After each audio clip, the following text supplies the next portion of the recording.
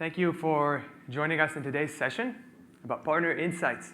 This session is about partner customer success, a big topic nowadays for MSPs. Before introducing my guest, let me introduce first myself. My name is George Arnaout. I'm the Director of Channel Customer Success at CloudLive. A few housekeeping items. This session is part of our MSP track, so this explains the MSP crowd here. Please hold your questions until the very end. We'll have enough time for questions. And after this session, please provide your feedback on the app. Unless it's negative, you don't have to worry about it. So I'm really excited about this session. It's about customer success in the partner world. Two exciting topics for me. But I'm also very excited to introduce the guest that we have for this session. This is a key name in the customer success industry. If you've worked in customer success, the name is very familiar to you. He is the CEO of Gainsight, a customer success platform that we use at CloudHealth. We've used it for more than 3 years, and it's been strategic to our success. And he is the co-author of the customer success book called Customer Success. Please let me welcome Mehta, the CEO of Gainsight. Nick, happy to have you. Thank you, George. Really appreciate it. Thank you. Awesome. So I think the way that we're going to try to structure this is I'm going to try to give you all a little background on customer success if you haven't sort of been as geeky about it as I have for the last 7 years. So we'll give you a little crash course. And then we're going to talk about how that applies to the partner world. A little show of hands. How many of you are familiar with the customer success concept? Great, so maybe half of the room. So we'll do a little bit of education. But I always like to talk up front about not just why customer success exists, but like why I'm passionate about it. Because you'll see that I'm very passionate about this area. And so I'm going to give you a little bit of a personal backstory, which actually ties my childhood to what I'm doing right now in customer success. I'm going to share a little story with you. I was a childhood nerd, very one of those kids who was always programming and on my computers and always wanted to get into technology. And here I am, running a tech company now. So I've been able to achieve some of my dreams. And one of the reasons I was into technology is I actually grew up with my dad, who's in the tech business back in the 70s, 80s, and 90s. He worked at a company called Digital Equipment, which was a really big company in Boston back in the day, but nowadays not around. But in growing up around business and technology, I got to hear a lot of lessons from my dad. This is a picture of me going to take your kid to school day back in Boston when I was about 8 years old. And I got a little briefcase there, probably full of Legos or something like that. And there's my little brother in the middle. And I remember the story my dad told me on this day when I was 8 years old. He said, if you ever go into business, in technology business, he said that you have to remember one thing. There's only 2 jobs that matter. Building stuff and selling stuff. That's all you have to do. You build, sell, and you move on to the next customer. And that was the lesson from, honestly, a lot of our early business careers, right? In the world where you sold servers or software or hardware or network equipment, you install it and you can move on. And if you're good, you pick up the phone when people call you. That model made lots of wealth for lots of partners and lots of vendors. But we'd argue that that model won't survive this new era of cloud and SaaS. You still have to build, you still have to sell, but if you're not making sure the customers that you've sold to are successful in consuming and getting value, you're never going to build a good business. And I think that's true for vendors like CHT that have adopted this approach, but I also think it's true for the MSP and partner world as well. That's what we hope to talk about today. So let me talk a little bit about why customer success as a concept is becoming not just something I'm passionate about, but it's becoming big in the industry in general. We like to talk about it very simply as this massive inversion that's happening in business. For a lot of us, if we worked in business for 20, 30 years, we've lived in worlds where you're in a company, you're an MSP or you're a partner, you're in a large company, and you've got your internal operations. You've got your product, you've got your marketing, you've got your sales, and you've got your customers around you. You can think of yourself as the center of the world, the customers kind of orbiting you. And because the old models were kind of high friction, once you got a customer, like my dad said, they were kind of stuck with you. Right? So they'd installed the server, they'd installed the software. And so therefore you could be very internally oriented. Let's go to the next customer, the next lead. Let's just keep working through that business process. And there's nothing wrong with that. That's all great. But what we'd argue is the world of cloud and SaaS has really inverted that relationship. So now the customer truly is at the center because they have so much power because they don't pay for anything until they use it, right? And they're not committed to anything. And it's really easy to switch. And there's so many choices. And that switching of the dynamic between vendors, partners, and customers is this great inversion that we think creates this need for this new third business process, besides building and selling stuff, called customer success. And that's kind of taking over today the world of vendors like VMware and Cloud Health Technologies and others. But we think it's actually going to go into the partner world as well. And actually, I'm super excited CHT brought us here, because I think this is like the cutting edge for the world of MSPs and partners, is how do you differentiate yourselves through not just being able to build and sell and have great partners like CHT, but being able to have a process to make sure your customers are consuming what they bought and are driving success and getting to the outcomes they're looking for. So I'm hoping that you can actually differentiate your business over time through this methodology. Now, one of the reasons I think you have to do that is in almost every category of business, there's just so many choices. This is, I don't know if anyone's heard of G2. It's a place where you can go look at kind of grids to compare vendors and technologies together, right? And there's probably a G2 grid for some of you as well. There's a G2 grid on the left for marketing technology. You know, if you want marketing technology for your business, there's thousands of choices now how you send emails to your customers, right? Even in our world of customer success, what we do, we're the leader in the upper right, but there's lots of choices there too. So the fact that there's so much choice out there has shifted all the power from the partners and vendors to the customers. And we think that's like created this need for customer success. And what it's done is said, okay, that old model that my dad talked about of building and marketing and selling stuff, that still is important. It still exists. You still have to do it. Sales is still very hard. Getting a customer is really challenging.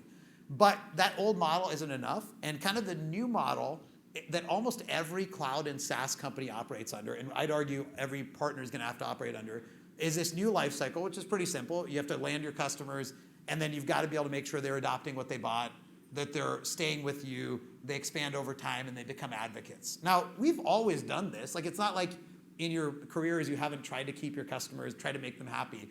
But most companies haven't done this as like their primary job. They've done this on the side. And what I'd argue is what's happening is this is becoming the primary job of vendors and partners in the new business world. And so the question is fundamentally, how do you actually get this flywheel going?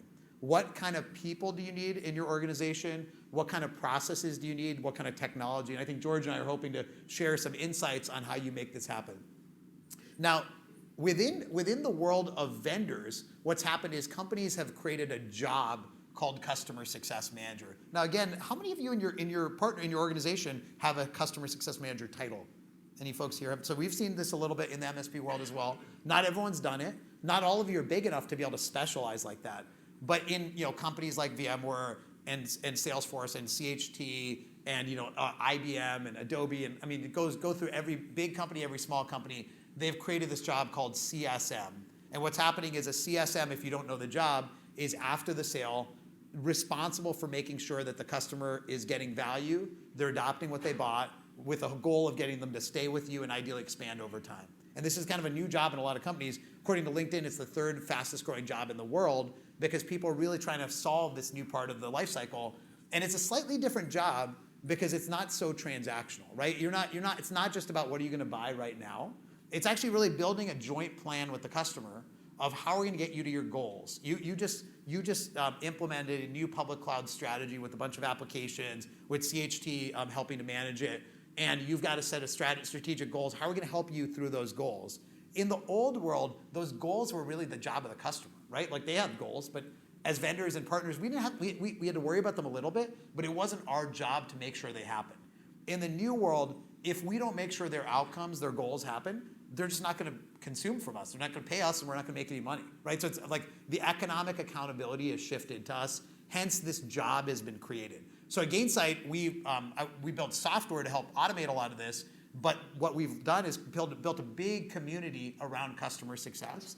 We have this big conference on customer success. We wrote a book on it, and we've learned that it's kind of showing up in lots and lots of different industries. And actually, I believe the next frontier, like I said, is the partner world. So if you look at like where it's showing up, I put up some logos. These are some customers of ours, but just gives you an idea of it's showing up in a lot of your other vendor partners as well. I'm sure you work with many of the companies on this slide, whether it's born in the cloud companies like an Okta or a Box or a LogMeIn, or companies that have been kind of reborn in the cloud like an IBM, like a VMware, making amazing strides in cloud. Many other companies, Cisco, some of you probably work with as well. So the idea is it's going everywhere, and it's showing up in lots of different places. So hopefully over time you're hearing this message, not just from CHT, but from some of your other partners as well. So let's define it a little more specifically. How do you turn this into a business process in your organization for your customers. There's one very simple slide we've used to explain this that's resonated with lots of people. And that basic idea is, when I say customer success, initially you might think it's about making customers happy. And I'm here to tell you, look, I want your customers to be happy, but that's not enough. That's not enough, because people don't have B2B relationships just to be happy, right? That's not the goal. They're working with you because they're trying to solve some business problem, modernize an application, move it to the cloud. And so we define it as two components. They're looking for outcomes. The outcome is, innovate faster, improve performance, release faster, move to modern architecture, and they're trying to do it with a good experience. So they want to be happy, but that's not enough. And so customer success is this combination of outcome and experience. George is going to talk about how you measure that at CHT, but this framework can apply to almost any business. It's pretty simple, and if you put it on kind of a 2x2 matrix, you can imagine then you're on the vertical axis is how satisfied, how happy are your customers, the experience. And the horizontal axis is what outcomes are they driving. So think of your portfolio of your clients and think of how many are in the lower left, which are probably the ones the red account list that you have to deal with, right? And everyone has those. They're not having a good experience and they're not getting value. But think about the ones on the upper left. The ones that are like dabbling in public cloud. They have somebody that loves kind of meeting with you and going out to dinners with you and has like a very small deployment, but it's not really going anywhere to impact their business. Any folks have clients like that? I'm sure you do, right? Like public cloud is so attractive, everyone wants to dabble in it. So they're happy to even be a reference for you or a case study, but they're not really doing meaningful business. And you think of people on the lower right, they're people that are kind of stuck with you, but they're not having a great experience, so they're not excited to do more with you. Right? And so that really prevents you from expanding. And then the people on the upper right, they're having great experiences and outcomes. So it's very important to have a framework like this, because you can talk to your team and say, how is this customer doing? I don't want a qualitative answer. I want to know what kind of outcomes are they getting, what kind of experiences are they getting? Because they might, in the old world, we might say, oh, that customer is great. I mean, they come to our dinner events all the time. They love us. They're good friends, right? But you know what? When that CIO leaves that customer, that if they're not getting outcomes, then you have no relationship anymore, right? And so really getting more quantitative of how you measure customer health is something I'd challenge you all to think about. So why am I here to talk about this from a partner lens? Well, the first phase of customer success was software companies, SaaS companies, hardware companies doing this in a direct fashion. But none of those companies can scale their businesses without all of you. And many of you integrate together lots of solutions to deliver an integrated outcome for your customers, right? Because it's not just about VMware and CHT, so many technologies out there that you integrate together. So I believe the real frontier of customer success is the partner community adopting this framework as well. And I think there's kind of there are a couple concepts I want you to know. Number one is, today, this is very new. There's a few people that raised their hand in the room, which is super cool. But there's a study by Deloitte that was just done very recently that said that most companies feel like their partner community is not enabled to do customer success today. So there's a big road ahead for us, right? We have to really figure it out. But on the flip side, so you look at this quote, on the flip side, a lot of the vendors and companies like Microsoft and VMware and others know that they have to do stuff through partners, right? So Microsoft had a great quote that they can't approach the world like they have in the past. They've got to do more through partners and from customer success perspective. So we've got this kind of gap between the capability of the MSP and partner community today and the demands of the future. And I'm hoping that we collectively can close that gap. And there's three ways I'd say we want to close that gap, and then I'm going to turn it to George. The first one is, I think that over time, companies like CHT, and you'll see CHT is doing this today, are going to look at the partners in some way, like folks like you as customers themselves, right? You all are customers of CHT. And so there's an element of, how do we make sure that you're having good outcomes and experiences across all your customers? How do we get more quantitative about that? You're going to see some great ideas from George on that. The second thing is, I believe that customer success as a process for you isn't just about like reducing churn in your client base or driving more revenue. I think it's fundamentally a transformation of your business, because it's rethinking what's your value proposition in this new world. And your value proposition isn't just about selling stuff, selling tin, as we were talking about earlier. It's actually about getting people to outcomes. And actually, I believe that you're better positioned to get your customers to outcomes than anyone else, including the vendors, because you're so close to that customer. And you can integrate lots of things together, and you can be a trusted advisor. And so there's an opportunity to rethink your business, retrain your team, and we can talk more about that. A lot of resources to help train your team on this new world. And then finally, collectively with your partners like CHT, how can you collectively deliver success for your customers by being on the same page of the data about your customers, about the health of your joint customers, who's doing what in that relationship, what's the accountability, what's the roles and responsibility. And so I'm really excited to bring George back on the stage to talk about how this shows up for CHT. Thanks, and welcome back, George. Thank you, Nick. Yeah, there you go. Thank you. We work with partners that are from different types. By different types, I mean it could be MSPs, GSIs, ISOs. But they have common challenges. These challenges are around growing their book of business, growing their revenue, ensuring that they're retaining their customers, CSAT, ensuring that adoption is happening, etc. And if you look at the common denominator, it is around the health of their customers. If your customers are healthy, everything else should play very nicely. And when we look at what success looks like for those partners, again, it's around growing the revenue, retaining the customer base, ensuring that their customers are happy and successful, ensuring that they're adopting, and ensuring that, most importantly, that they can have that visibility towards these things, towards the outcome of these things. Again, it's customer health. So this is something that is very, very important to us.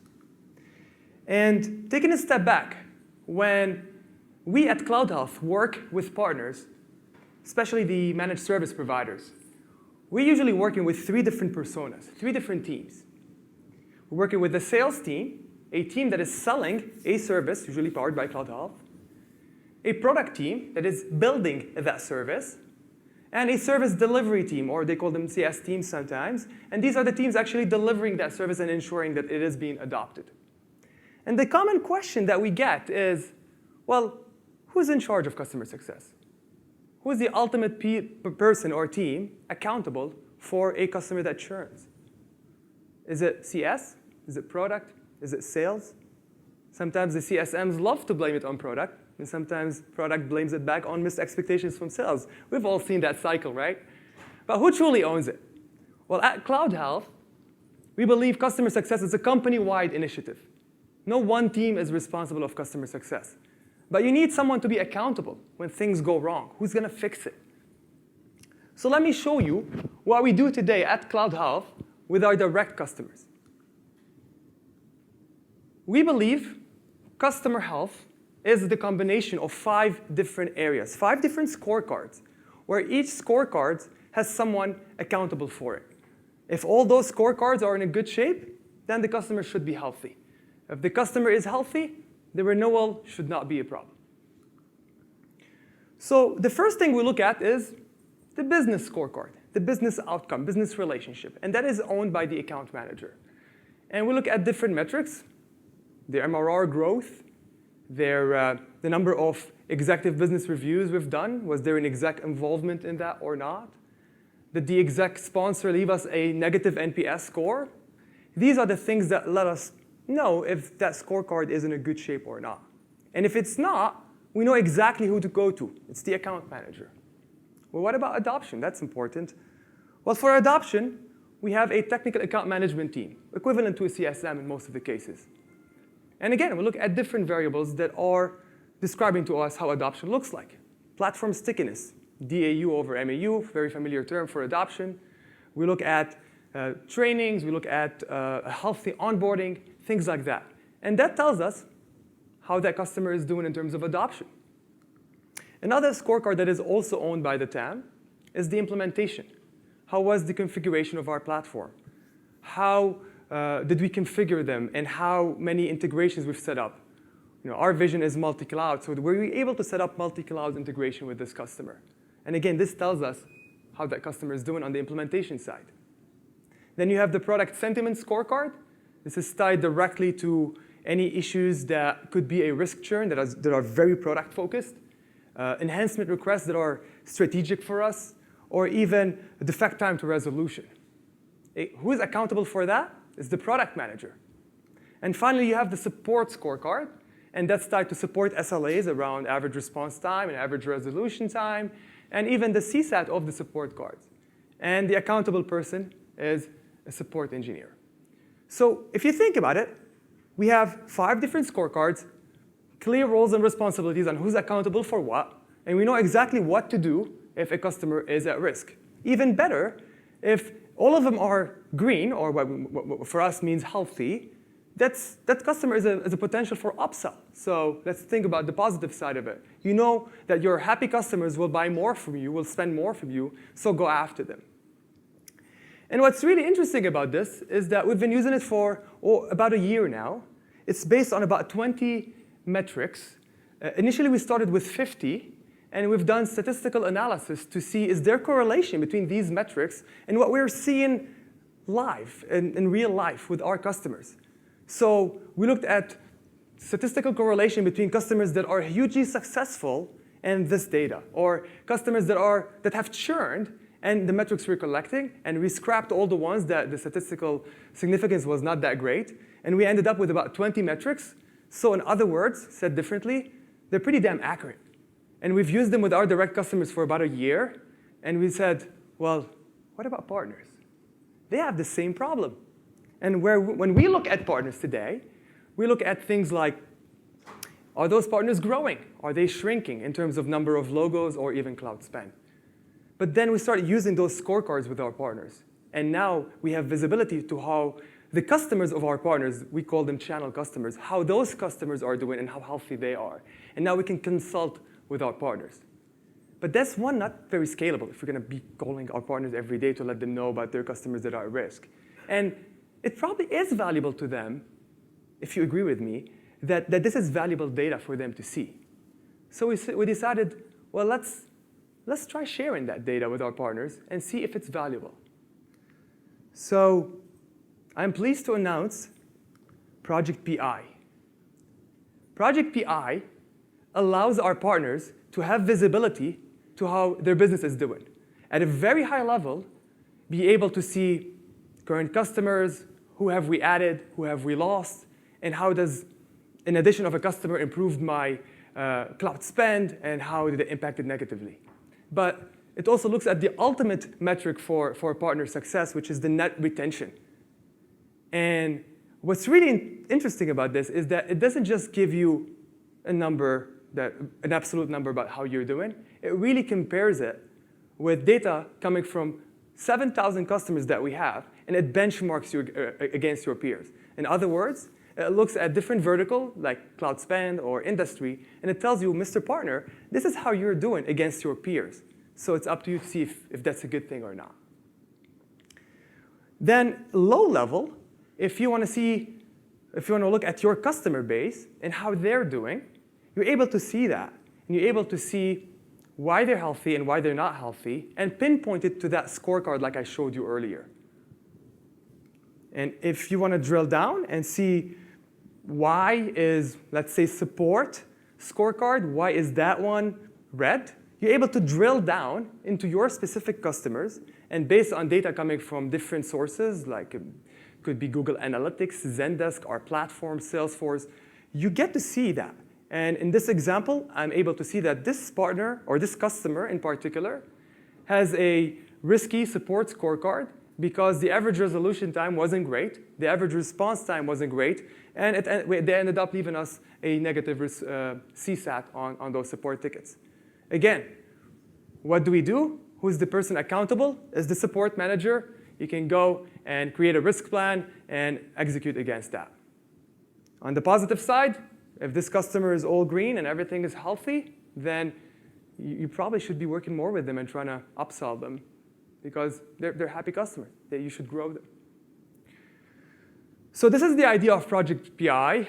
It's a project that we are very excited about. We've been using it internally, and we want to get it out to you. Again, it gives you that visibility at a high level to how your business is doing, but also at a lower level around the health scores of your customers. This is a service that will be delivered to you by the technical account management team. And early availability will be on October 28th, available only to our Enterprise, Premier, and CSS partners. If this is something that you care about and you want to know more about, there's an email to opt in, but also feel free to contact your technical account manager, and they can also relay the message. I hope this is valuable to you. We are very, very excited about this project, and working with our partners will allow us to improve it in the long term and take it to the next level.